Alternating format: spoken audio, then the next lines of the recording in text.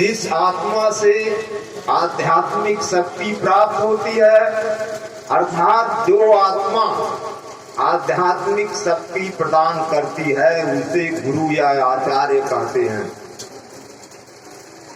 जिस व्यक्ति की आत्मा से शक्ति का संचार होता है, वह गुरु कहलाता है। इस प्रकार गुरु शक्ति का संचारक है। भगवान श्री कृष्ण ने तो यहाँ तक कहा कि मुझे ही आचार्य मानो।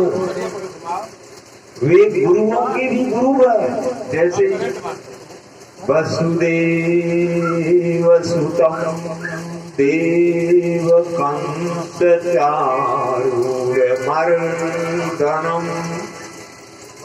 देवकी परमानंदम् कृष्णं वंदे जगद्गुरुम्। तो ऐसा कहा कि यह जो है, यह मनुष्य के माध्यम से ईश्वर की सर्वोच्च अभिव्यक्ति है। इस माध्यम के अतिरिक्त हम किसी भी उपाय से भगवान को नहीं देख सकते। वास्तव में गुरु ही आत्मानुभूति का साधन है। आध्यात्मिक अनुभूति के लिए गुरु के प्रति समर्पण, आत्मसमर्पण ही एकमात्र उपाय है। सबसे आवश्यक बात है कि हम अपने मिथ्याभिमान को तिलांजलि दे दें। मिथ्याभिमान को तिलांजलि दे दें। श्री गुरु चरणों में संपूर्ण आत्मसमर्पण कर दें।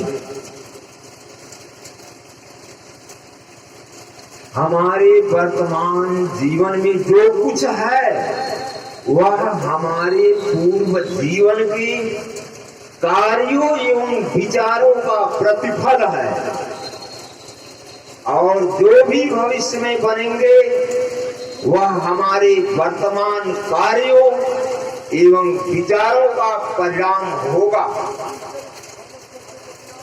यद्यपि हम स्वयं अपने भाग्य के निर्माता हैं, किंतु इसका यह तात्पर्य नहीं कि हमें बाहरी शक्ति की आवश्यकता नहीं है। दरअसल हमें बाहरी शक्ति की आवश्यकता साधना मार्ग के लिए है। वह शक्ति हम पुस्तकों से नहीं बल्कि गुरु से प्राप्त करते हैं। पुस्तकों के अध्ययन से आत्मिक उन्नति नहीं होती। पुस्तकों का अध्ययन मानव का आध्यात्मिक विकास करने हेतु पर्याप्त नहीं है। इसी कारण जबकि मनुष्य आध्यात्मिक विषयों पर पांडित्यपूर्ण बातें कर सकते हैं, किंतु जब उन्हें इन बातों को कार्य रूप में परिणित करने का यथार्थ आध्यात्मिक जीवन व्यतीत करने का अवसर प्राप्त होता है, तो मनुष्य स्वयं को सर्वथा अयोग्य पाता है। कैसी विडंबना है। हमारे शिक्षा क्षेत्र के आचार्य, खासकर जो गुरु स्वरूप में, उनसे हमारा खासकर कहना है, गुरु शिक्षा का अभिप्राय है गुरु सहवास, एहसास, अर्थात ऐसे गुरु की शरण में रहना चाहिए जिसका चरित्र जाजल्यमान अग्नि के समान हो, जिससे उच्चतम शिक्षा का आदर्श शिष्य के सामने रहे। हमारे देश में ज्ञान का दान सदा सत्य त्यागी पुरुषों द्वारा ही होता है। ऐसे श्रेष्ठ गुरुओं के बिना कोई भी आत्मज्ञानी नहीं बन सकता। बिना गुरु के ग्रंथों से ज्ञान प्राप्त नहीं हो सकता। जीवन रहस्यों की प्राप्ति गुरु के बिना नहीं हो सकती। प्रत्येक कला में, विद्या में, विशेषकर धर्म में जीवन रहस्यों की प्राप्ति गुरु द्वारा ही हो सकती है। गुरु के बिना समाज की उन्नति भी असंभव है।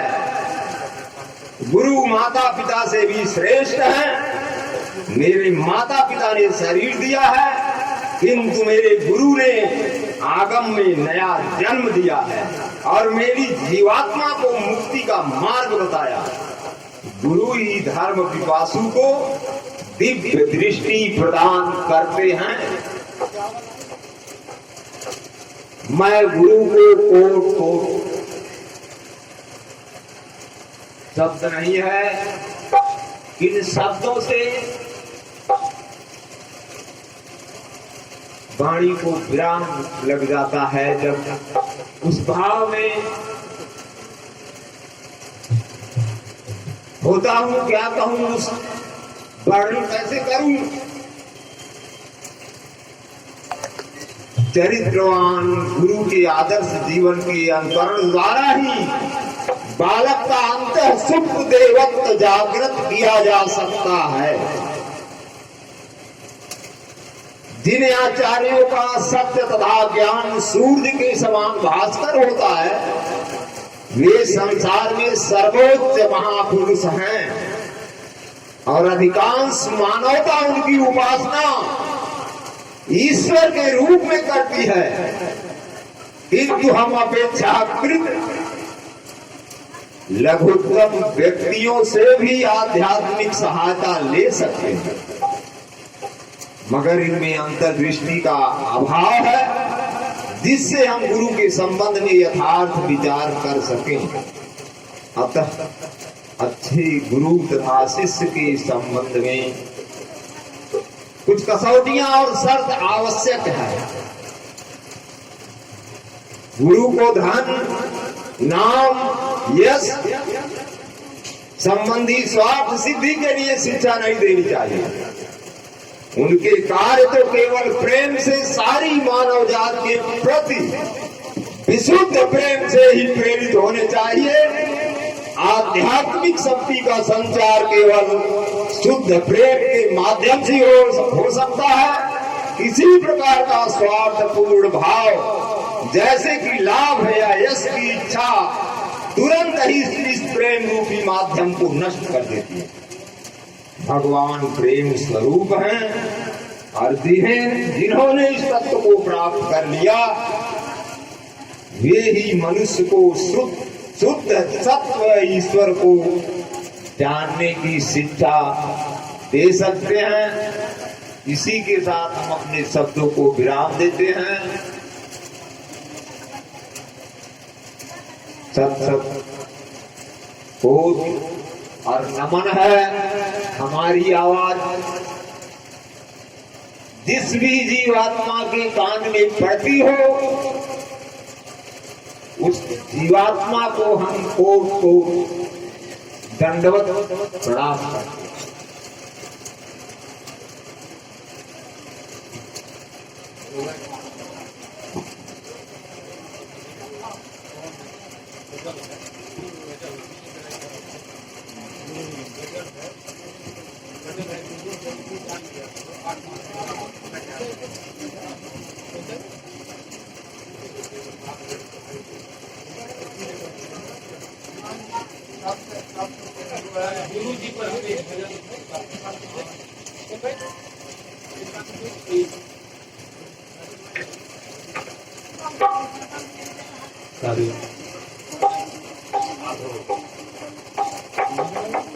करोति वाचालम्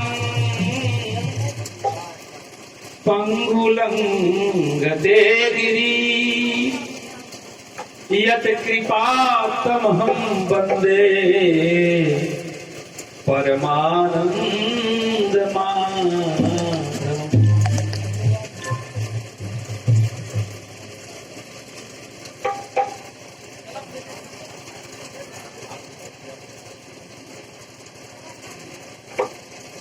ये